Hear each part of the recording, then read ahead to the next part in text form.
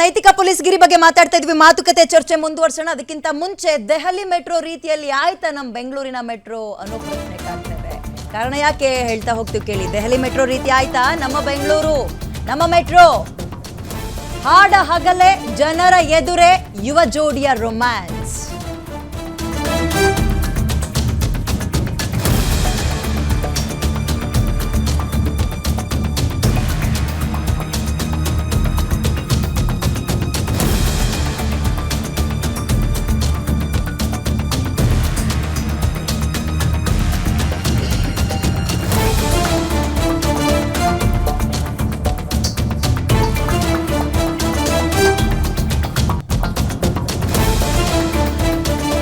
ಹಾಡ ಹಗಲೇ ಜನರ ಎದುರೇ ಯುವ ಜೋಡಿಯ ರೊಮ್ಯಾನ್ಸ್ ಮೆಜೆಸ್ಟಿಕ್ ಮೆಟ್ರೋ ನಿಲ್ದಾಣದಲ್ಲಿ ಕಂಡು ಬಂದಿರೋದು. ಹುಡುಗ ಹುಡುಗಿ ಜನರು ಸುತ್ತಮುತ್ತ 100 ಜನ ಓಡಾಡ್ತಾ ಇದ್ರು ಕೂಡ ಅಸಹ್ಯವಾಗಿ ಅಸಭ್ಯವಾಗಿ ವರ್ತಿಸಿದ್ದಾರೆ.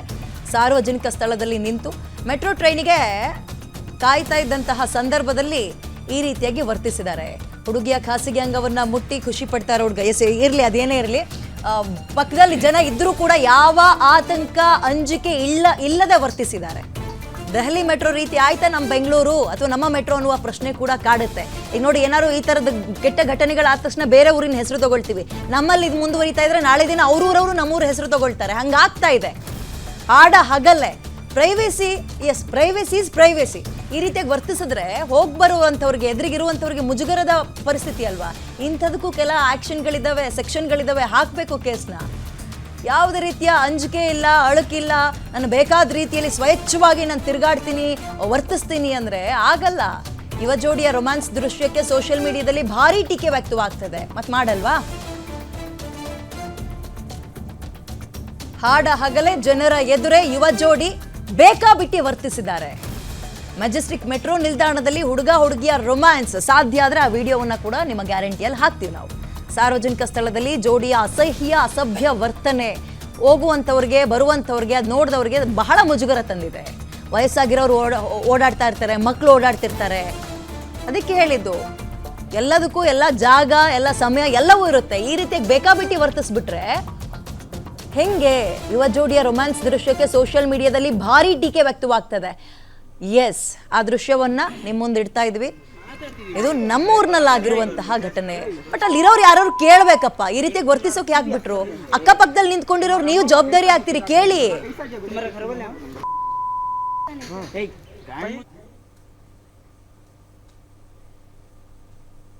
ಏನಿಬ್ರು ಪರಿಚಯಸ್ತ್ರ ಅಥವಾ ಹೆಂಗೆ? ಈತನಿಗೆ ಇನ್ಯಾವ ರೀತಿ ಇನ್ನೇನು ಹೇಳ್ಬೋದು? ಇಂಥ ವಿಚಾರಗಳು ಬಂದಾಗ ಇನ್ನೇನು ನಾವು ಹೇಳಿ ಅಥವಾ ಹಿಂಗೆ ಎಕ್ಸ್ಪ್ಲೈನ್ ಮಾಡಿ ಅಂದ್ರೆ ಇನ್ನೇನು ಹೇಳ್ಬೋದು ಹೇಳಿ? ಬೆಂಗಳೂರಿನಲ್ಲಿ ಈ ರೀತಿಯಾಗಿ ಆಗಿದೆ ಅಂದರೆ ಟಿವಿ ನೋಡ್ತಾ ಇರೋರು ಅಥವಾ ಆ ದೃಶ್ಯವನ್ನ ಕಣ್ಣಾರೆ ತುಂಬಿಕೊಂಡಿರೋರು ಮಕ್ಕಳಿರ್ತಾರೆ, ವಯಸ್ಸಾಗಿರೋರು ಓಡಾಡ್ತಿರ್ತಾರೆ. ಮುಜುಗರ ಆಗಲ್ವಾ?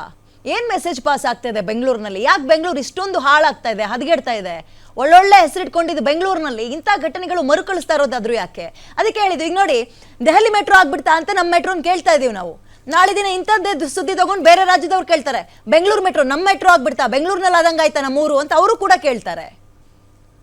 ಅಸಭ್ಯ ವರ್ತನೆ. ಅಲ್ಲಿ ಸುತ್ತಮುತ್ತ ಸೆಕ್ಯೂರಿಟಿನೂ ಇರಲಿಲ್ವಾ? ಯಾರು ಪ್ರಶ್ನೆ ಕೂಡ ಮಾಡಿಲ್ವಾ? ಯಾರು ಅಲ್ಲಿ ಇದ್ದಂಥವ್ರು ವಿಡಿಯೋ ಮಾಡ್ಕೊಂಡಿದ್ದಾರೆ. ಫೈನ್, ಮಾಡಬೇಕು. ಇಂತಹ ಘಟನೆಗಳಾದಾಗ ವಿಡಿಯೋ ಮಾಡಬೇಕು. ನಾಳೆ ದಿನ ನಾನು ರಸ್ತೆಯಲ್ಲಿ ಓಡಾಡ್ತಾ ಇದ್ದೀನಿ ಅಂದಾಗ ನೆಟ್ಟಿಗೆ ಮಾನ ಮರ್ಯಾದೆ ಇಟ್ಕೊಂಡು ಓಡಾಡಬೇಕು, ಜಾಗೃತಿಯಿಂದ ಓಡಾಡಬೇಕು ಅನ್ನುವಂಥದ್ದು ಗೊತ್ತಾಗಬೇಕು. ಅಲ್ಲಿ ನೋಡಿ, ಇಲ್ಲಿ ಎಷ್ಟು ಅಸಭ್ಯವಾಗಿ ವರ್ತಿಸ್ಕೊಂಡು ಹೇಳೋರು ಕೇಳೋರು ಯಾರೂ ಇಲ್ಲ ಅನ್ನೋ ರೀತಿಯಲ್ಲಿ ವರ್ತಿಸ್ಬಿಟ್ರೆ, ಬೇಕಾಬಿಟ್ಟಿ ವರ್ತಿಸ್ಬಿಟ್ರೆ ಊರಿನ ಮಾನ ಮರ್ಯಾದೆ ರಾಷ್ಟ್ರ ಮಟ್ಟದಲ್ಲಿ ಹರಾಜಾಗುತ್ತೆ. ರಾಜ್ಯದ ಮಾನ ಮರ್ಯಾದೆ, ರಾಜ್ಯ ರಾಜಧಾನಿಯ ಬೆಂಗಳೂರಿನ ಮಾನ ಮರ್ಯಾದೆ ತೀರಾ ಅಸಹ್ಯ, ಅಸಭ್ಯ. ಸುತ್ತಮುತ್ತನೇ ಜನ ಇದ್ದಾರೆ ಬಿಡಿ, ಎಲ್ಲೋ ಯಾರು ನೋಡಿಲ್ವೇನೋ ಅನ್ನೋ ರೀತಿಯಲ್ಲಿ ಅವ್ರು ವರ್ತಿಸ್ತಾ ಇದ್ದಾರೆ ಅಂದರೆ ಅದೊಂದು ರೀತಿ. ಓಕೆ, ಇದಿರಲಿ ಬಿಡಿ. ಮತ್ತೆ ಅಗೇನ್ ಬೆಂಗಳೂರು ವಿಚಾರಣೆ, ನೈತಿಕ ಪೊಲೀಸ್ಗಿರಿ ಬಗ್ಗೆ ಚರ್ಚೆ ಮಾಡ್ತಾ ಇದ್ವಿ. ಮಾತುಕತೆ ಮುಂದುವರ್ಸೋಣ. ಭಾಸ್ಕರ್ ಅವರೇ ಹೇಳಿ, ನೀವು ಕೇಳ್ತಾ ಇದ್ರಿ ನೈತಿಕ ಪೊಲೀಸ್ಗಿರಿಯನ್ನ ನಾವು ವೆಲ್ಕಮ್ ಮಾಡ್ತೀವಿ ಅಂತ. ಯಾಕೆ? ಈಗ ಆ ಮೆಟ್ರೋ ವಿಚಾರಕ್ಕೆ ನೀವೇನಂತ ಹೇಳಿದ್ರಿ? ಮಾನ ಮರ್ಯಾದೆ ಹೋಯ್ತು, ಅಕ್ಕಪಕ್ಕ ಇರೋರು ಯಾರ ಕೇಳಬೇಕಿತ್ತು ಅಂತ.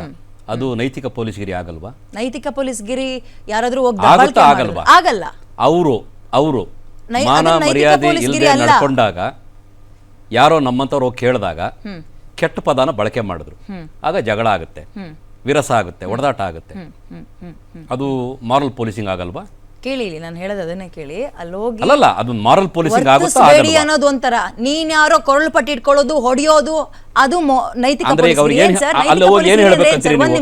ಏನ್ ಎಕ್ಸ್ಪೆಕ್ಟ್ ಮಾಡ್ತೀರಿ ನಮ್ಮಂತವ್ರನ್ನ ಅಲ್ಲಿ ಹೋಗಿ ಏನ್ ನೈತಿಕ ಪೊಲೀಸ್ಗಿರಿ ಅಂದ್ರೆ ಏನ್ ಹೇಳಬೇಕು? ಪೊಲೀಸರ ಕಾನೂನನ್ನ ಅವರು ಚಲಾಯಿಸಲಿಕ್ಕೆ ಎನ್ಫೋರ್ಸ್ಮೆಂಟ್ ಮಾಡ್ಲಿಕ್ಕೆ ಅವರಿದ್ದಾರೆ. ಅವಕಾಶ ಇದೆ ಅವ್ರದ್ದು ಪ್ರತ್ಯೇಕ ಇಲಾಖೆ ಇದೆ.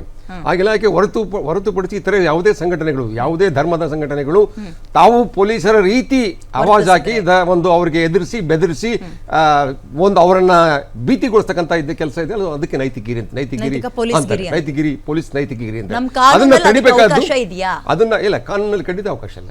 ಪೊಲೀಸ್ ನೈತಿಕಗಿರಿ ಪೊಲೀಸ್ ಮಾಡಲಿಕ್ಕೆ ಯಾವುದೇ ಕಾರಣಕ್ಕೆ ಯಾವುದೇ ಕಾನೂನುಗಳಲ್ಲಿ ಅದಕ್ಕೆ ಅವಕಾಶಗಳು ಖಂಡಿತ ಇಲ್ಲ. ಅದನ್ನು ಯಾರಾದರೂ ಪ್ರಯತ್ನ ಮಾಡಿದ್ರೆ, ಅಂತ ಸಂಘಟನೆಗಳು ಪ್ರಯತ್ನ ಮಾಡಿದ್ರೆ ಅವರ ವಿರುದ್ಧ ಪೊಲೀಸರು ಕಾನೂನು ಕ್ರಮ ತೆಗೆದುಕೊಳ್ಬೇಕು. ಇವನ್ ಗೂಂಡಾ ಆಕ್ಟ್ ಹಾಕಿದ್ರು ತಪ್ಪೇನಿಲ್ಲ ಅಲ್ವಾ? ಈಗ ಹೇಳಿ, ಈ ರೀತಿಯಾಗಿ ಉತ್ತೇಜನ ಕೊಡುವಂತವ್ರಿಗೆ ಏನ್ ಹೇಳ್ಬೇಕು ಹಾಗಾದ್ರೆ? ಈ ಒಂದ್ ನಿಮಿಷ, ಈ ಹುಡುಗರು ಈ ರೀತಿಯಾಗಿ ವರ್ತಿಸ್ತಿದ್ದಾರೆ ಅಂದ್ರೆ ಇವತ್ತಲ್ಲಿ ಬೇರೆ ಧರ್ಮದವ್ರು ಇರ್ಬೋದು, ಬಟ್ ಕರಾವಳಿ ಭಾಗದಲ್ಲಿ ಆಗ್ತಾ ಇರೋದೇನು 99% ಯಾವ ಧರ್ಮದವರು? ನೋಡಿ, ನಾನು 1,000 ಸಾರಿ ಹೇಳ್ತೀನಿ, ಶ್ರೀರಾಮ್ ಸೇನೆ ಸಂಘಟನೆ ನೈತಿಕ ಪೊಲೀಸ್ಗಿರಿಯನ್ನ ಸಪೋರ್ಟ್ ಮಾಡುತ್ತೆ. ಮೊದಲು ಮಾಡಿದೆ, ಈಗಲೂ ಮಾಡುತ್ತೆ, ಮುಂದಕ್ಕೂ ಮಾಡುತ್ತೆ. ಕೇಳಿ, ಇಲ್ಲಿ ಮನೆ ಮಕ್ಕಳನ್ನ ಕಾಪಾಡ್ಕೊಳ್ಳಕ್ಕೆ ಮನೆಯವರು ಇದ್ದಾರೆ. ಈ ರೆಕಾರ್ಡಿಂಗ್ ನೀವು ರೆಕಾರ್ಡ್ ಮಾಡಿ ಸಿಟಿ ಪೊಲೀಸ್ ಕಮಿಷನರ್ ಕಳಿಸಿ. ನಮಗೇನು ಬೇಜಾರಿಲ್ಲ, ನಮ್ಗೇನು ಬೇಜಾರಿಲ್ಲ.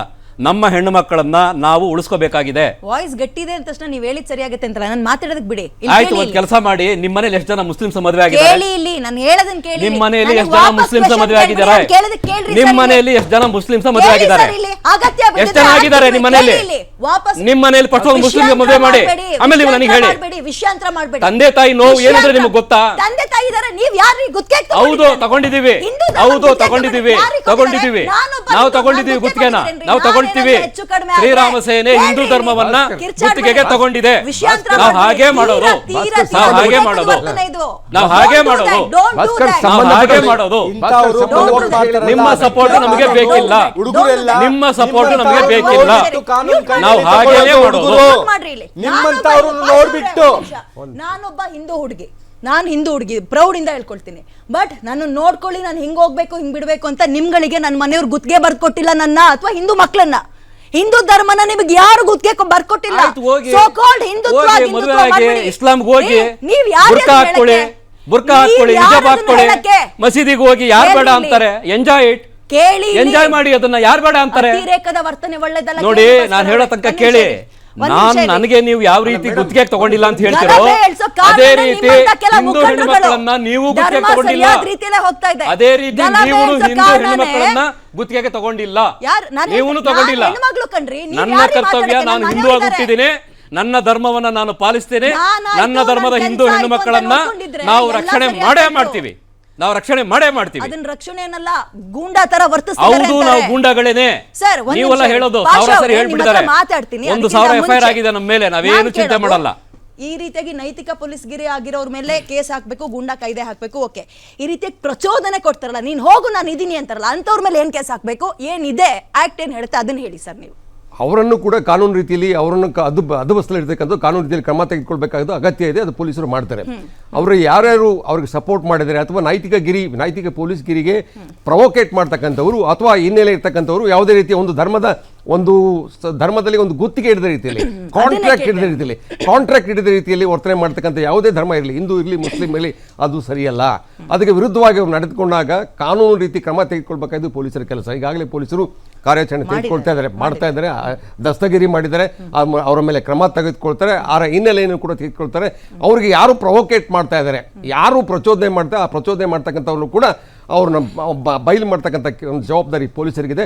ಪೊಲೀಸರು ಖಂಡಿತ ಮಾಡ್ತಾರೆ. ಅದರಲ್ಲೂ ಬ್ಯಾಂಗ್ಳೂರು ನಗರ ಪೊಲೀಸರು ಸಮರ್ಥರಾಗಿದ್ದಾರೆ ಇವ್ರನ್ನ ಕಂಟ್ರೋಲ್ ಮಾಡ್ಲಿಕ್ಕೆ. ಇನ್ನು ಮುಖದ ಮೇಲೆ ಸರಿಯಾಗಿ ಮೀಸೆ ಬೆಳೆದಿರಲ್ಲ, ಬಟ್ ಇಷ್ಟೊಂದು ಆಡ್ತಾ ಇದ್ದಾರೆ ಅಂದ್ರೆ ಹಿಂದೆ ಇಂತಹ ಸಂಘಟನೆಗಳು ಕುಮ್ಮಕ್ ಕೊಡ್ತಾ ಇದ್ದಾವೆ. ನೀನ್ ನಡಿಯೋ, ನೀನ್ ಏನ್ ಬೇಕೋ ಮಾಡು, ನಾನು ನಿನ್ ಜೊತೆ ಇದ್ದೀನಿ ಅನ್ನೋದಕ್ಕೆ ಇವತ್ತು ಇಂಥ ಕೇಸ್ಗಳು ಜಾಸ್ತಿ ಆಗ್ತಿರೋದು ಸರ್.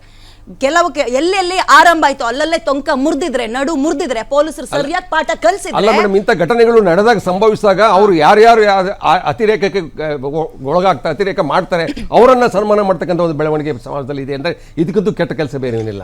ಯಾವುದೇ ಧರ್ಮ ಇರಲಿ, ಆ ಧರ್ಮದವರು ಯಾರು ತಪ್ಪು ಮಾಡ್ತಾರೆ ಅವ್ರ ವಿರುದ್ಧ ಕಾನೂನು ಕೈಗೆ ತೆಗೆದುಕೊಳ್ಳುವಂಥವನ ವಿರುದ್ಧ ಸರಿಯಾಗಿ ಹೇಳ್ತಕ್ಕಂಥ ಅವರ ಜವಾಬ್ದಾರಿ. ಕಾನೂನು ಕೈಗೆ ತೆಗೆದುಕೊಳ್ತಕ್ಕಂಥದ್ದು ಸರಿಯಲ್ಲ. ಅದು ಯಾವುದೇ ಧರ್ಮ ಇರಲಿ, ಅವ್ರನ್ನ ಪ್ರತಿಯೊಬ್ಬ ಸಮಾಜದ ಸದಸ್ಯನಿಗೂ ಕೂಡ ಮಹತ್ತರವಾದ ಜವಾಬ್ದಾರಿ ಇದೆ. ಸದಸ್ಯನು ಕೂಡ ಅವ್ರನ್ನ ನಿಯಂತ್ರಣ ಮಾಡಬೇಕಂತ ಅವರೆಲ್ಲರ ಜವಾಬ್ದಾರಿ ಅಂತ ಅಂದ್ಕೊಂಡಿದ್ದೇನೆ. ಎಸ್, ಅದನ್ನೇ ಹೇಳಿದ್ದು. ನೈತಿಕ ಪೊಲೀಸ್ ಗಿರಿ ಮಾಡೋರ ಮೇಲೆ ಮಾತ್ರ ಕೇಸ್ ಹಾಕಬಾರ್ದು. ಈ ರೀತಿ ಪ್ರಚೋದನೆ ಕೊಡೋರ್ನು ಒಳಗೆ ಹಾಕಿದ್ರೆ ಅಥವಾ ಗೂಂಡಾ ಕಾಯ್ದೆ ಹಾಕಿದ್ರೆ ಇವತ್ತು ಇಷ್ಟು ಇಲ್ಲಿ ತನಕ ಕಾಂಗ್ರೆಸ್ ಗೀಡರ್ದ ಒಂದ್ ನಿಮಿಷ ಇರಿ. ಕಾಂಗ್ರೆಸ್ ಗಿಡದ ರೀತಿ ಅಥವಾ ಕಳೆ ರೀತಿ ಬೆಳೀತಾ ಇರ್ಲಿಲ್ಲ. ಕಾಂಗ್ರೆಸ್ ಗಿಡ ಅಂದ್ರೆ ಬೇರೆ ಪಕ್ಷ ಅನ್ಕೋಬೇಡಿ. ನಿಧಾನ ಕೊಡಿ ಇವತ್ತು ನನಗೆ ಏನ್ ಸ್ವಲ್ಪ ಜ್ವರ ಬಂದಿದೆ.